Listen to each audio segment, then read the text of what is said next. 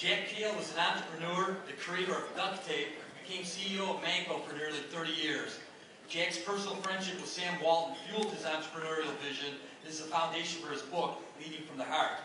Jack has been recognized globally for his innovative approach to business. He was named one of America's most admired CEOs, Best Boss in Town 2 times, and Cleveland's Philanthropist of the Year.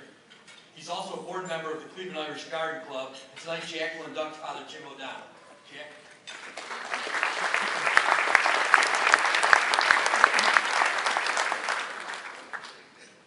Good evening.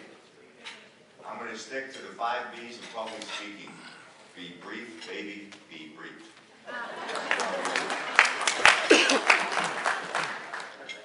It's hard to do with this man.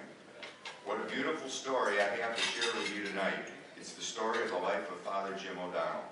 Father Jim's parents both immigrated from County Mayo in Ireland, never meeting until they met and married in Cleveland, Ohio. Jim was born and at the age of 7 made his first Holy Communion. That day, at 7 years of age, he knew he would one day become a priest. How many find your careers at that age? He became a priest in the Cleveland Diocese and spent 12 years in West Side parishes when Bishop Isman named Father Jim the head of the Cleveland CYO, Catholic Youth Organization, and served as its head for 6 years. He began to ask himself from this experience, who was calling young people to social action? Who was living their faith by helping others?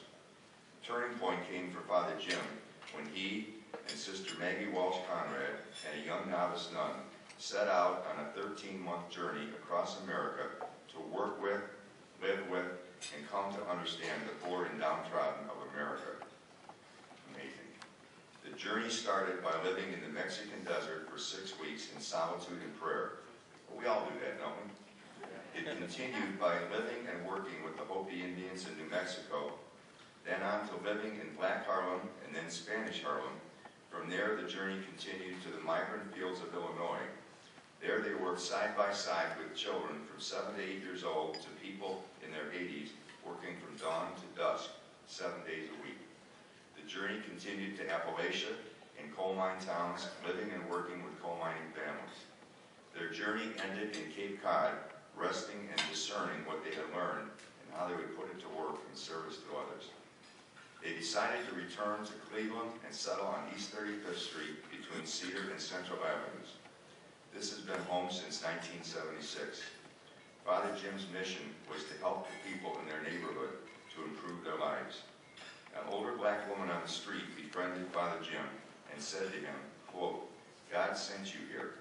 Do not call yourself a priest, call yourself a reverend, and remember, they follow the shepherd." Father Jim became their shepherd and has come to love his neighbors as they love him. Along with help from Habitat for Humanity and other agencies working together, they have built or rehabbed over 700 homes in the area. Father Jim shared a wonderful story with me. The men in the neighborhood began to call him Rev, or Rev Baby. That's when you know you made it. To show their respect and friendship for him.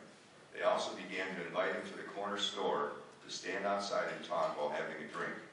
Father Jim's beverage was always pop, and they taught him to wrap a paper bag around it when he drank it. He became the leader and the shepherd to a great 5. Please join me in thanking and welcoming Father Jim O'Donnell to be inducted.